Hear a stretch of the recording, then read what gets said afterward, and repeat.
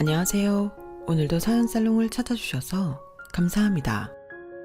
서울에 살고 있는 20대 후반 직장인이에요. 얼마 전에 저희 엄마 칠순잔치가 있었어요. 제가 늦둥이라서 친구들 부모님에 비해 저희 엄마 연세가 많으시거든요. 철없던 시절엔 그게 정말 싫었어요. 초등학생 때 엄마 손을 잡고 밖에 나가면 사람들이 다들 할머니와 손녀로 봤거든요. 게다가 제가 유목녀라서 아빠가 없다는 것도 어린 마음에 상처가 되었죠. 그래서 저희 언니랑 오빠들이 철부지 동생 달래느라 고생이 많았어요. 남편도 없이 애들 넷을 키웠던 엄마는 남대문 시장에 있는 국수집을 하셨어요. 엄마 가게는 따로 점포를 두고 장사하는 곳은 아니었어요. 좁은 시장양 옆으로 가판에서 국수를 파는 집들이 늘어서 있었는데 그중 한 곳이었어요. 남대문 시장이 번성했을 때는 새벽에 물건을 하러 오는 도매 상인들과 지게로 짐을 나르는 인부들, 그리고 사입을 전문으로 하는 사람들이 주 고객이었어요. 남들은 잠든 시간에 바쁘게 움직이는 사람들이라 빨리 먹고 자리를 비켜주기 때문에 회전율이 높아서 매상이 높은 편이었죠. 하지만 장사가 잘 된다는 건 그 일을 하는 사람들에게는 노동의 강도가 높다는 얘기기도 하잖아요. 그래서인지 제 기억 속 엄마는 늘 아유 죽겠다 는 말을 숨쉬는 것처럼 달고 살았어요. 그렇게 국수를 팔아 번 돈으로 우리 사남매를 대학 공부까지 시켰으니 같은 여자로서 정말 대단한 분이라고 생각해요. 하지만 엄마의 이런 헌신에도 불구하고 저는 늘 불만이 많았어요. 할머니처럼 늙은 엄마, 얼굴도 본 적 없는 아빠, 다른 집 엄마들처럼 살갑지도 않고 함께 놀아주지도 않았다는 게 이유였죠. 엄마의 빈자리는 늘 언니가 채워주었어요. 저는 유치원도 언니 손을 잡고 등하원을 했고 유치원 행사 때도 언니가 엄마 대신 와주곤 했거든요. 제가 초등학교에 입학한 후에도 사정은 달라지지 않았어요. 입학식도 언니랑 함께였으니까요. 초등학교 저학년 때 운동회에는 부모님이 함께 참여해야 했는데 아빠가 없는 저를 위해 제 형부가 대신 와서 함께 달리기를 해주었어요. 친구들 아빠들보다 훨씬 젊고 키도 크고 잘생겨서 애들 앞에서 으쓱했던 기억이 있네요. 그땐 어린 마음에 언니가 내 엄마고 형부가 내 아빠였으면 좋겠다는 생각을 했어요. 참 철없는 아이였죠.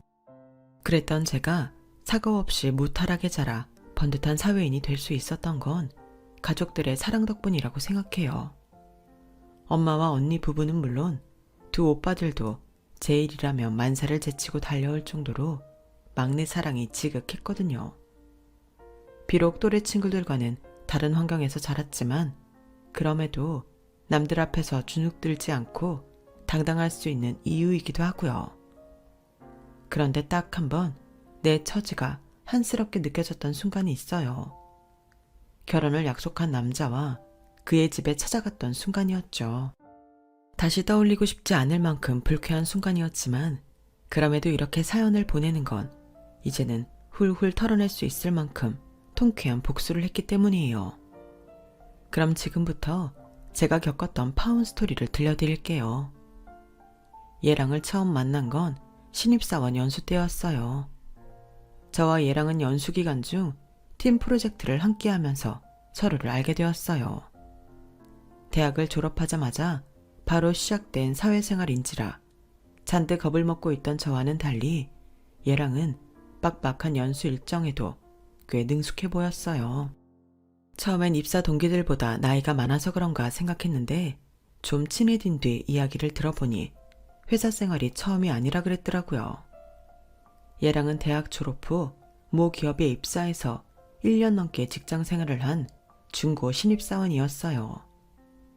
첫 직장에서 배정받은 부서가 적성에 안 맞아서 1년이 넘도록 회사 생활을 했음에도 적응이 안 됐다고 하더군요. 거기다 운도 안 따라서 성격이 개판인 사수까지 만나 죽어라 고생만 하다가 결국 사표를 내고 말았죠.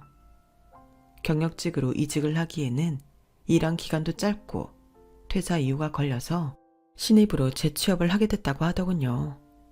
남들은 한번 뚫기도 힘든 취업 전쟁을 2번이나 뚫은 사람이라 그런지 얘랑은 남들과는 확실히 달랐어요.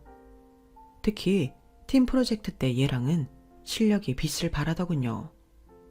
다들 사측에 잘 보이고 싶은 마음이 강했던 터라 팀의 융합보다는 자신이 돋보이려고 돌출 행동을 일삼았는데 얘랑이 그걸 다 수습해가며 팀을 온전히 끌어나갔거든요. 얘랑이 아니었더라면 우리 팀은 진작에 공중분해됐을 거예요. 회사가 팀 프로젝트를 시켰을 때는 그럴 만한 이유가 있기 때문입니다. 개인의 능력을 보려고 했다면 팀이 아니라 개인 프로젝트를 맡겼겠죠. 회사가 원하는 건 특출난 인재가 아니라 융화가 잘 되는 인재라는 얘기예요. 보세요. 다른 팀들이 벌써부터 팀원 내 불화로 시끄럽잖아요. 우리 팀이 저들을 이기려면 하나로 뭉치는 방법밖에 없어요. 그때까지 서로 돋보이려 열을 내던 팀원들은 얘랑의 말에 따라 변화된 모습을 보여줬고 덕분에 우리는 팀 프로젝트에서 높은 점수를 받을 수 있었어요. 이제 갓 사회에 발을 내딘 제 눈에는 그때의 얘랑이 아름드리 나무처럼 든든하게 느껴졌죠.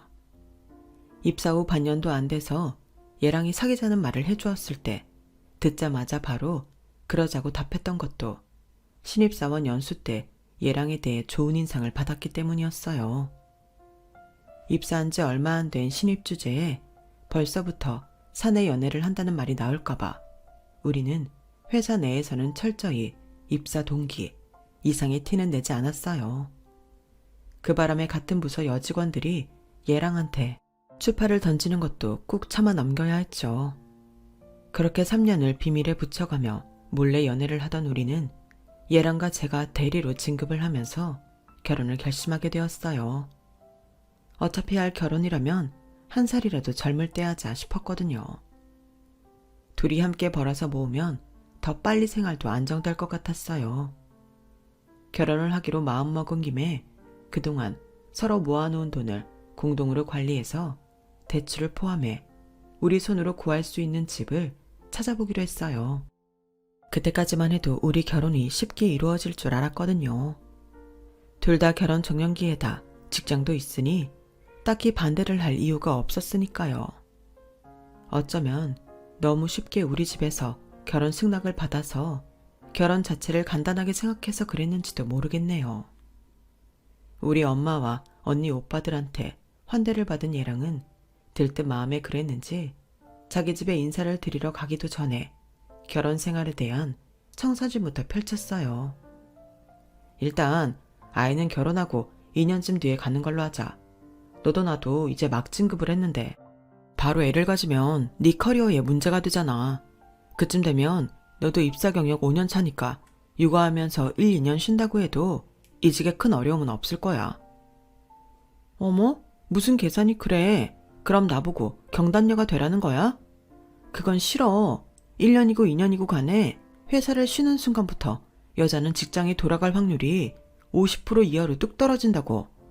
출산이랑 육아로 업무 공백도 있는 데다 30이 넘은 유부녀 사원을 어느 회사에서 반기겠어? 다니던 회사에서도 나가라고 할 판인데. 난 육아휴직 3개월 끝나면 바로 복귀할 거야. 그렇게 애 육아가 걱정되면 자기가 1년 쉬면서 육아해. 요즘은 아빠들도 육아휴직 많이 신청한다더라. 아직 일어나지도 않은 일을 가지고 설레발을 치며 옥신각신했던 우리는 예비시댁에 인사를 드리러 갔다가 생각지도 않던 암초를 만나고 말았어요. 얘랑을 통해서 자기 집에서도 결혼을 반긴다는 얘기를 들었던과는 달리 그날 예비 시부모님의 행동은 어떻게든 결혼을 반대하려는 걸로만 보였거든요. 평소 온화하고 합리적인 분이시라던 아버님은 제가 자리에 앉자마자 제 가슴에 비수를 꼽으셨어요. 듣자하니 유복녀라고 하던데 자라면서 많이 힘들었겠네요. 꼭 그렇지는 않아요. 제가 언니 오빠들이랑 나이 차이가 많이 나는데요. 그래서 형부가 아버지 빈자리를 대신해 주셨거든요. 오빠들도 마찬가지고요. 제 딴에는 무난하게 대답을 잘했다 생각했는데 아버님이 인상을 쓰시며 그러시는 거예요. 내 말을 잘 못 알아듣는 모양인데 난 지금 그쪽 형부나 오빠들이 부친의 부재를 메꿔왔다는 게 궁금한 게 아니에요. 그게 흠이 될 수 있다는 걸 말하는 거지. 지금 이 자리가 입사 면접 자리는 아니잖아요. 난 고난을 잘 극복해왔다는 식의 자기 폐하를 듣고 싶은 게 아니라 그쪽 집안이 과연 우리 집과 사돈이 될 만한 집안인지 그걸 따져보려는 거니까요. 한 집안의 며느리가 되겠다고 왔으면서 자신의 흠이 결혼의 걸림돌이 될 거라는 생각을 안 해본 건가요? 순간 머리가 띵해졌어요. 아버님 말씀대로라면 제 의지나 노력에 상관없이 유복녀라는 사실만으로도 저는 이미 커다란 핸디캡을 안고 시작하게 된 거니까요. 그 순간 어린 시절 아빠의 부재로 친구들한테 놀림을 받았던 일과 친구 엄마들이 저를 바라보던 냉소적인 눈빛이 되살아나기 시작했어요. 형부와 오빠들 덕분에 아빠의 빈자리는 채울 수 있었지만 그렇다고 빈틈이 없었던 건 아니니까요.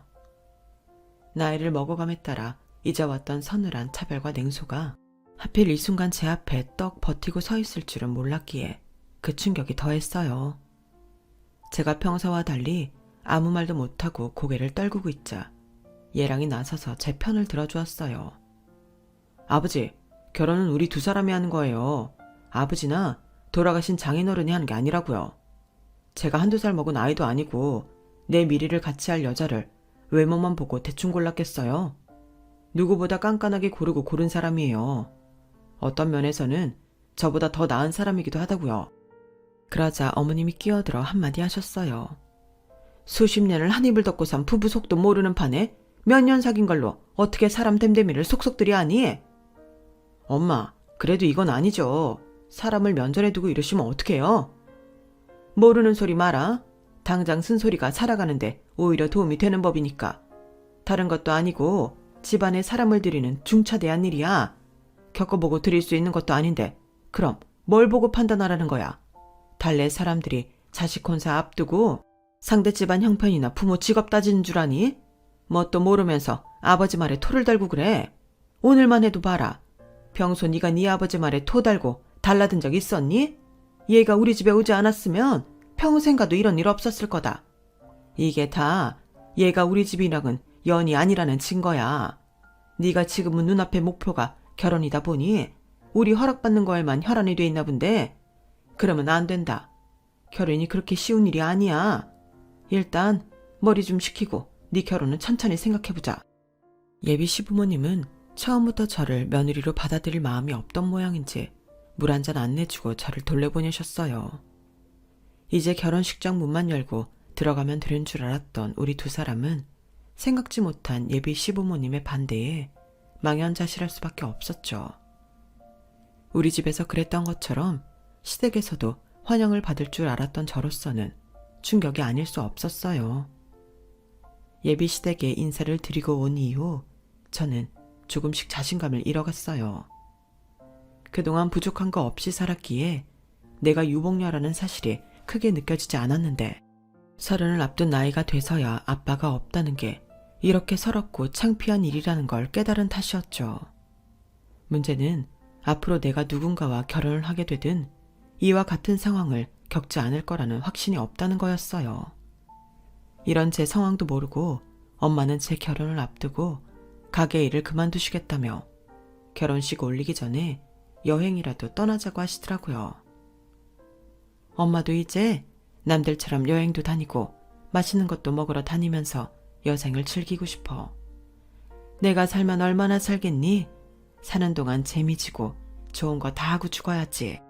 TV에서 보니까 스위스가 그렇게 멋지던데 수진이 너 결혼하기 전에 엄마랑 스위스 여행 안 갈래? 엄마는 뭐가 그리 좋은지 평소 하지도 않던 해외여행까지 가자고 조르더군요. 그런 엄마를 보니 나도 모르게 심술이 났어요. 난 지금 아빠 없이 자란 유복녀라는 이유만으로 평생 겪어보지 못한 수모를 당하고 있는데 엄마는 그런 내 속도 모르고 마냥 들떠있으니 말이에요. 엄마는 뭐가 그렇게 좋아서 신이 난 거야? 나 떠나보낼 거 생각하니까 그렇게 좋아 죽겠어. 내가 지금 한가하게 엄마랑 여행이나 다닐 처진 줄 알아? 어떻게 엄마라는 사람이 자기 기분밖에 생각 안 해. 내가 누구 때문에 이런 꼴을 당하는지 알지도 못하면서. 제 눈에서 그동안 꾹꾹 참았던 눈물이 터지자 엄마는 무척 당황하셨어요. 수진아, 너 무슨 일 있었니? 회사에서 일 있었던 거니? 아니면 네 시댁 어른들이 뭐라고 하셨어? 울지만 말고 말 좀 해봐. 한참을 꺽꺽대며 울던 저는 엄마한테 그날 예비 시댁에서 있었던 일을 모두 털어놓았어요. 그러자 엄마 표정이 굳어버리더군요. 저는 그 표정이 어떤 건지 잘 알아요. 저희 엄마는 눈물을 참을 때 그런 표정을 지으신다는 걸요. 엄마는 아무 말 없이 자리에서 일어나셨어요. 그리고는 안방으로 들어가 일찍 잠이 드셨죠. 다음 날 제가 출근을 하는데도 엄마는 방에서 나오지 않으셨어요. 그게 내심 마음에 걸려서 출근길에 언니한테 전화를 했어요. 언니, 오늘 시간 되면 엄마한테 좀 가봐. 내가 엄마한테 그런 말을 하는 게 아니었는데 나 때문에 엄마가 많이 속상한가 봐. 무슨 일이 있었냐고 묻는 언니의 물음에 할 수 없이 그간의 일을 언니한테 말했어요. 그러자 언니는 다른 말 없이 알겠다며 낮에 엄마한테 들르겠다고 하더군요. 회사에서 업무를 보는 내내 제 마음은 엄마한테 가 있었어요. 따지고 보면 아빠가 일찍 돌아가신 건 엄마 잘못도 아닌데 오히려 아빠를 대신해 생계를 꾸리시느라 고생한 건 엄마인데 내가 그러면 안 되는 거였다는 자책에 마음이 무겁더라고요. 얘랑은 얘랑대로 제 눈치가 보였는지 옆에서 저를 풀어주려 노력을 하더라고요. 솔직히 그때는 얘랑이 하는 말이 귀에 들어오지 않았어요. 그래서 건성으로 대답만 했는데 그게 문제가 될 줄은 몰랐죠. 며칠 뒤 주말, 저 때문에 속이 상한 엄마 마음을 풀어주려고 언니네 내외와 함께 엄마를 모시고 양평 두물머리로 드라이브를 가기로 한 참이었어요. 막 준비를 마치고 차에 오르려는데 얘랑이 전화를 했더라고요. 수진아, 약속 시간 1시간만 늦추면 안 될까? 엄마 가게 알바생이 가게 열쇠를 잃어버려서 가게 문을 열어주고 가야 할 것 같아서 말이야. 그게 무슨 소리야? 우리 오늘 만나기로 했었어? 야, 내가 분명히 말했잖아. 오늘 엄마 모시고 강촌으로 드라이브 가자고. 너도 알겠다고 해놓고선 이제 와서 이러면 어떡해? 너 진짜 우리 엄마한테 점수 딸 생각조차 없는 거야? 그러고 보니 며칠 전 엄마 일로 정신이 없을 때 얘랑이 옆에서 뭔가를 물었던 게 떠올랐어요. 그저 형식적으로 하고 대답을 했었는데 그게 드라이브 가자는 얘기였던 모양이에요. 아니야, 자기 놀래켜주려고 장난친 거야. 나 준비 다 됐으니까 시간 맞춰서 약속 장소로 갈게. 아무 일 없다는 듯 전화를 끊고 엄마랑 언니 내외한테 일이 생겨서 양평에 못 가겠다고 말하고 차에서 내렸어요. 그리고는 다시 집으로 들어가 옷을 갈아입고 약속 장소로 달려갔죠. 예비 시어머니가 좋아하는 가수가 강촌 라이브 카페에서 공연을 한다고 해서 근처 식당에서 점심을 먹고 라이브 카페로 향했어요. 마침 손님이 별로 없어서 그랬는지 그 가수분이 사진도 같이 찍어주셔서 어머님은 기분이 많이 좋아 보이시더군요. 저는 어떻게든 점수를 따볼 생각에 혼신의 힘을 다해 사진을 찍어댔고 그 결과물에 어머님도 많이 흡족해 하셨어요. 네가 딴 건 몰라도 사진은 좀 찍을 줄 아는구나. 에이, 이게 사진 찍는 기술 때문인가요? 어머님 미모가 워낙 특출나셔서 그런 거죠. 솔직히 실제 어머님 모습에 반도 안 당긴걸요. 어머머, 얘 말하는 것 좀 봐. 너 사회생활 잘하겠다 얘. 어머님은 제 립서비스에 입에서 웃음이 떠나지 않았어요. 그리고는 헤어질 때쯤 제게 그러시더라고요. 오늘 보니 네가 성격도 싹싹하고 어른 위할 줄도 아는 게 며느리 자리로 그리 나쁘지만은 않은 것 같구나. 재우한테 얘기해놨으니까 둘이 상의해서 결혼 준비 시작해라. 우리 바깥 양반은 내가 어떻게든 마음 돌려볼 테니까. 어머님 감사합니다. 제가 앞으로도 잘할게요. 그때는 얘랑한테 무슨 얘기를 해놨다는 건지도 모른 채 결혼을 허락해 주셨다는 사실에 감격해 들떠 있었어요. 그리고 다음날 오후 회사에서 얘랑과 점심을 먹으면서 듣게 된 말에 저는 할 말을 잃고 말았어요. 우리 막내가 사고를 쳐서 그거 수습하느라 돈이 많이 들어가게 됐나 봐.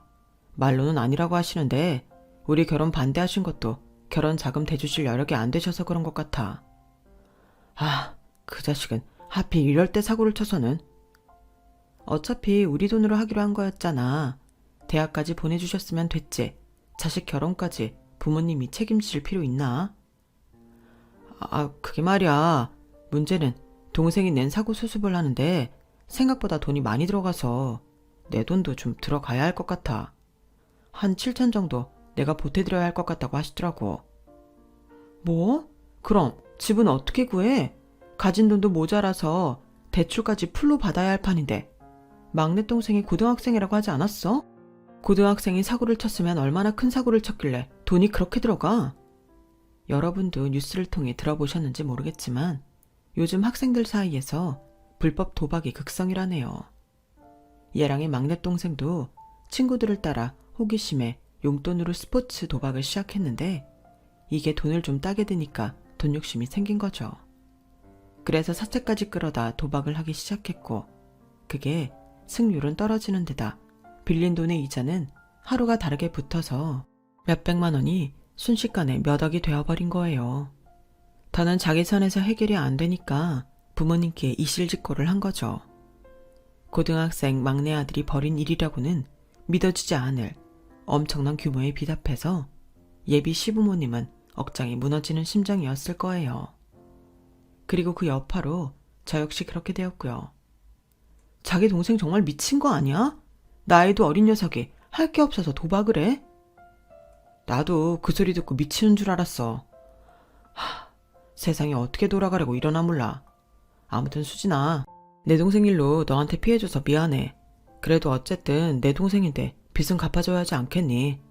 그러니까 우리 결혼은 좀 천천히 하는 걸로 하자. 준비도 안 된 상태에서 덜컥 결혼식만 올렸다가는 오히려 더 힘들어질 것 같거든. 남편 입장을 모르는 건 아니지만 이런 일 때문에 결혼을 미루는 건 마음에 들지 않았어요. 우리가 세워둔 계획이 모두 허사가 되는 거니까요. 그래서 일단 집 문제는 우리 엄마한테 도움을 받아보겠다고 했어요. 저를 통해 시댁 사정을 전해 들은 엄마는 안 그래도 저 시집 보낼 돈을 따로 모아두셨다며 모자란 돈은 엄마가 보태주겠다고 하셨어요. 그래서 그 일도 전할 겸 주말에 예비 시댁으로 찾아갔어요. 처음 이 집을 찾아왔을 땐 물도 안 내주고 냉대를 하셨던 시부모님은 저희 집에서 신혼집 구하는데 돈을 보태주기로 했다니까 태도가 확 변해서는 너무도 살갑게 대해주시더라고요. 시어머니는 갈비찜까지 해주시면서 살뜰히 저를 챙기셨어요. 그날 집에 있던 대학생 시누이를 처음 보게 되었는데 딸이라 그런지 아버님한테 엄청 애교를 부리더라고요. 제 앞에서는 내내 딱딱하게 구시던 아버님도 딸의 애교 앞에서는 사르르 녹아서는 딸바보가 되셨어요. 그런 부녀의 모습을 보니 부럽기도 하고 가슴 한구석이 찌릿하더라고요. 예비 시댁에서 돌아오는데 그날따라 그렇게 속이 허전한 거예요. 우리 아빠도 살아계셨으면 나를 무척 예뻐하셨겠지?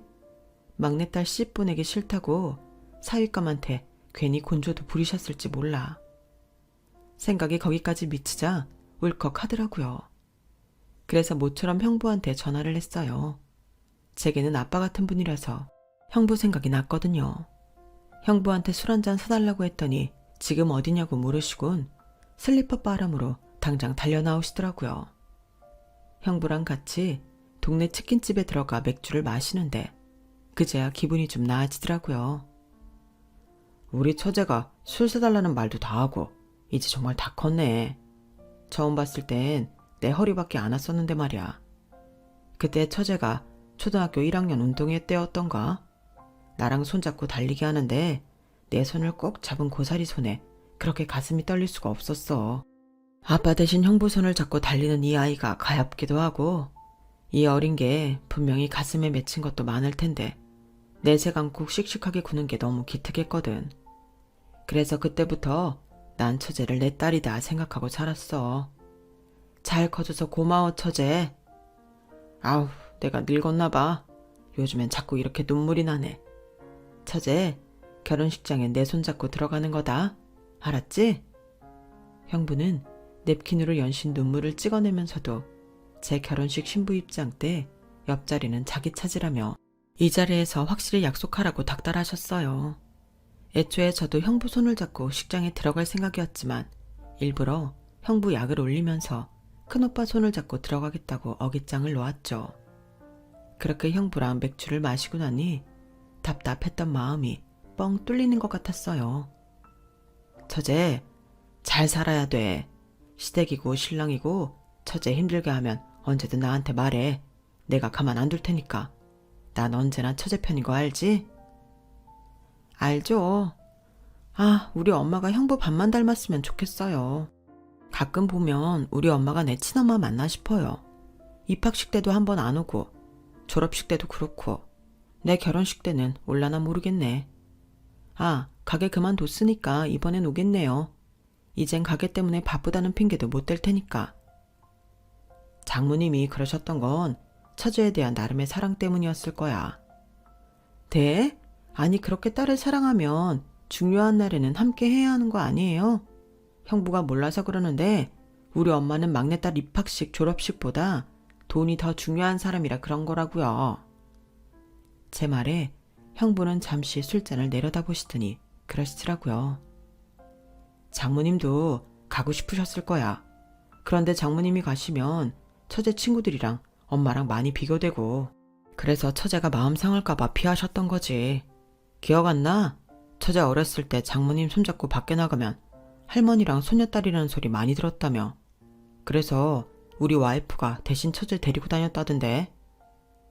그 말을 듣고 보니 기억이 났어요. 언젠가 엄마가 유치원에 저를 데리러 온 적이 있었는데 제 친구 엄마가 그걸 보고는 수진이 할머니세요? 라고 물어서 제가 엄청 울었거든요. 그때 제가 엄마한테 앞으로는 유치원에 찾아오지 말라고 울먹이면서 소리쳤는데 그 때문이었나 봐요. 엄마가 제 입학식과 졸업식에 오지 않은 건요. 모든 게 다 나 때문이었는데 난 그것도 모르고 엄마 탓을 했다니. 처제는 장모님이 쉬는 날도 없이 억척스럽게 돈을 버신 이유가 뭔 줄 알아? 혹시라도 어린 처제 남겨두고 먼저 세상을 떠나시게 될까봐 한 푼이라도 더 벌어두고 가시려고 그러신 거야. 옆에서 오래 지켜줄 수 없다면 최소한 막내딸이 사는데 도움이 되도록 돈이라도 많이 남겨주고 가시라고 그러신 거지. 처제가 결혼한다고 하니까 그제서야 장모님이 일 그만두신 거 봐. 이제는 처제 옆을 지켜줄 사람이 생겼으니 안심이 되셨던 거지. 부모 마음이 다 그런 거야. 그날 형부랑 맥주를 마시면서 나눈 얘기 덕분에 저는 가족들의 사랑을 다시금 느낄 수 있었어요. 아빠의 부재로 가슴이 허할 틈 없이 엄마와 언니 형부랑 두 오빠가 늘 제 곁에서 빈틈을 채워주고 있었다는 걸요. 그걸 깨닫고 보니 그동안 잔뜩 굽어져 있던 어깨가 활짝 펴지는 기분이 들었어요. 그래서 예비 시부모님 앞에서도 더는 주눅든 채 저자세로 굴지 말아야겠다는 다짐을 하게 되었고요. 그러던 차에 결정적인 사건이 일어난 거예요. 상견례 날을 앞둔 어느 날이었어요. 언니가 회사 근처에 일이 있어 왔다며 같이 점심을 먹자고 하더라고요. 얘랑이랑 같이 나가겠다고 했더니 한사코 저 혼자 나오라더군요. 언니랑 회사 근처에서 점심을 먹고 차를 마시는데 언니가 제 눈치를 살피면서 그러는 거예요. 너희 시댁 사정이 그렇게 안 좋니? 막내 시동생 문제 때문에 그런가 싶어서. 막내 시동생이 사고를 쳐서 그렇지 뭐. 얼추 다 수습됐다니까 별 문제 없을 거야. 수진아, 내가 말을 할까 말까 망설이다가 너도 알아야 될 것 같아서 오늘 온 거야. 너희 시부모님 말이야. 우리 그 지점에 와서 대출 부탁을 하고 갔다나 봐. 네 형부가 널 좀 예뻐하니? 사돈지간이기도 하고 너 생각해서 어지간하면 해주려고 했는데 신용 등급도 그렇고 네 시아버지 경우는 직장도 없어서 대출이 힘든가 봐. 네 형부 돈이면 어떻게든 대출을 해주겠지만 은행 돈이잖니. 그래서 그이가 직접 대출 불가 연락을 해드렸는데 네 시어머니가 그러더라는 거야. 이 정도 힘도 안 되는 사돈이라면 굳이 이 결혼 진행해야 할지 모르겠다고. 혹시 네 시댁에서 별말 없었니? 그 말을 듣는데 피가 거꾸로 솟는 것 같았어요.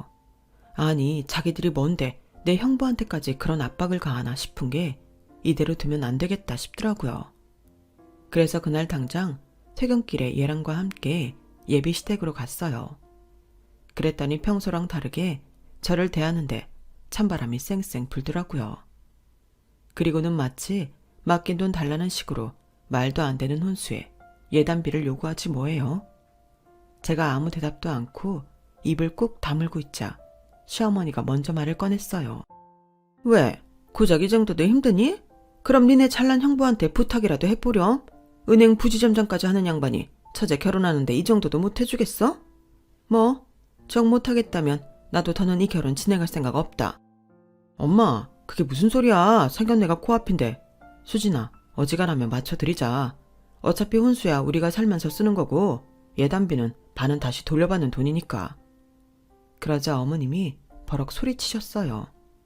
누구 마음대로 돌려줘? 주고 말고는 우리가 정하는 거야. 탐탁치 않은 며느리 받아주는 것만도 감지덕지지. 여기서 더 뭘 바라는 거냐? 우린 예단비 돌려줄 생각 없으니 그렇게 알아라. 안 그래도 이 결혼에 대해 회의를 느끼던 저는 어머님의 염치 없는 행동에 결단을 내릴 수 있었어요. 그래서 홀가분한 마음으로 말씀드렸죠. 네, 알겠습니다. 그래? 그럼 예단비는 언제쯤 보내줄 거니? 가능하다면 좀 빨리 보내줬으면 좋겠는데 말이다. 그건 안 되겠네요. 저는 예단비 안 드릴 거거든요. 뭐? 예단비를 안 주겠다니 너 정말 파혼이라도 당하고 싶은 거냐? 아니요, 파혼은 안 당할 거예요. 제가 먼저 파혼을 할 거니까요. 어머님, 사람이 염치라는 게 있어야 인간 대접도 받고 어른 대접도 받는 거라고 생각해요. 아들 팔아서 떼돈 벌 생각이셨어요? 그러지 않고서야 신혼집에 억대 혼수에 억대 예단비까지. 이건 말이 안 되죠. 제가 뭐가 부축해서 이런 돈을 싸매고 이 집에 시집을 와야 돼요. 이 집이 뭐 그리 잘난 집구석이라고. 어머님은 곧 신용불량자 될 상황이고 아버님은 직업도 없으시고 막내 아들은 18살밖에 안 된 놈이 불법 도박 중독자고. 누가 들어도 답 없는 집구석인데 미쳤다고 제가 이런 집에 며느리로 들어오고 싶겠어요? 그런데도 정신 못 차리고 내 형부 찾아가 가당치도 않은 대출 요구나 하고 이젠 돈까지 구걸하니 저라고 뵐 수 있나요? 안 그래도 구질구질해서 마음 떠난 와중에 이렇게 염치 없이 미친 요구를 하시니 내가 파혼해 드려야죠. 안 그래요? 그러니 파혼하겠다고요, 제가. 뭐가 어쩌고 어째? 애비도 없고 시장에서 국수나 파는 애미 밑에서 자란 주제에 어디 잘난 척이야. 우리 집이 어려워지지만 않았어도 너 같은 걸 집안에 들이기나 했을 것 같아. 어디서 시건방이야.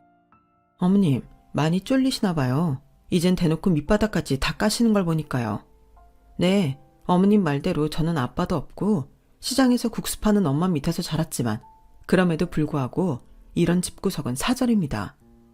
저도 안 오겠다는 어머님 며느리 짤이 올 사람이 있을지는 모르겠지만 그래도 혹여 누군가 오게 된다면 그땐 제발 인간답게 구세요. 너무 후져서 정이 확 떨어지니까요. 재우씨, 우리 인연은 여기까지인가 봐.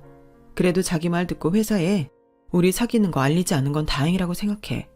그러니까 지금까지 그랬던 것처럼 회사에서도 친한 척은 하지 말자. 그렇게 저는 파혼 선언을 하고 예비시댁을 나섰어요. 그리고 1년이 지난 지금 생각지도 못한 상황에 맞닥뜨렸지 뭐예요. 저희 엄마 건물 1층에 새 들어있는 세입자가 반년 가까이 월세도 밀리고 보증금도 다 까먹었는데 가게를 안 비운다고 해서 엄마랑 같이 찾아갔는데 글쎄 그 가게 주인이 전 예비 시어머니지 뭐예요. 아니 네가 여긴 왜 왔니? 왜? 내 아들 못 잊어서 이제라도 사과하러 온 거냐? 그런 거라면 그 사과 안 받을란다. 그러니 당장 내 가게에서 나가. 이게 왜 아주머니 가게예요? 보증금도 다 까먹었고 월세까지 밀려있는데 건물주 가게지. 이 건물 우리 엄마 거예요. 세입자로 들어온 지 3년이 넘도록 월세 한번 제때 낸 적 없는 세입대가 있다고 해서 도대체 어떤 사람인가 했더니 그게 아주머니였다니. 뭐? 아주머니? 너 말 다 했어? 어따 대고 아주머니야? 그럼 아주머니를 아저씨라고 불러요? 이젠 우리가 아무 사이도 아닌데 왜 돈 싸들고 오는 호구 며느리를 아직도 못 구한 모양이죠? 난 또 그렇게 우리 집 무시하며 잘난 척을 하길래 얼마나 대단한 집안인가 했더니 시장에서 국수 팔아 번 돈 우리 엄마 건물 세입자였네요. 뭐 이제는 그나마도 강제집행 당해서 내쫓기게 됐지만요. 엄마, 이럴 줄 알았으면 계약 기간 끝났을 때 바로 내보낼 걸 그랬어. 괜히 마음 약한 우리 엄마가 온정을 베푸는 바람에 이 사람들 좋은 일만 시켜줬잖아. 엄마, 이 사람이 나 아빠 없다고 구박하고 엄마가 시장 바닥에서 국수 판다고 무시했던 재우씨 엄마야. 그 말에 엄마는 얼굴이 무섭게 굳어졌어요. 그리고는 길게 말할 거 없다시며 언제까지 가게를 비우라는 최후 통첩을 하시곤 뒤도 안 보고 가게를 나오셨어요. 전 예비 시어머니는 그런 저희 엄마를 보고는 달려나와 몇 달만 말미를 달라고 통사정을 했지만 그 말이 먹힐 리가 없었죠. 자신이 오랜 세월 시장에서 어렵게 장사를 한 탓에 세입자 사정 다 봐주고 월세도 싸게 내놓고 월세가 밀려도 닥달 한 번 안 했던 엄마지만 내 자식 눈에서 눈물 뺀 인간한테는 일말의 동정도 베풀지 않았으니까요. 결국 일주일 뒤 전 예비 시어머니가 하던 등산복 매장은 깔끔하게 비워지고 말았어요. 그 후에 그 집 소식은 들은 바가 없어서 잘 모르겠지만 회사에서 들리는 소문에 의하면 얘랑 내 집이 지방 어디로 이사를 가서 얘랑이 입사 동기 집에 얹혀 지낸다고 하더군요. 얘랑을 생각하면 안 됐다는 생각도 들지만 그래도 내 부모 무시하던 걸 생각하면 아주 쌤통이다 싶더라고요. 주는 대로 받는다는 말이 그런가 봐요. 저도 사람한테 잘하며 열심히 살아야겠습니다. 지금까지 제 사연을 들어주셔서 감사합니다. 들어주신 분들, 옆에 계신 소중한 분들과 행복하세요. 여러분, 사연 댓글에 응원과 현명한 조언 부탁드려요. 좋아요와 구독은 저에게 큰 힘이 됩니다. 오늘도 좋은 일 가득하세요.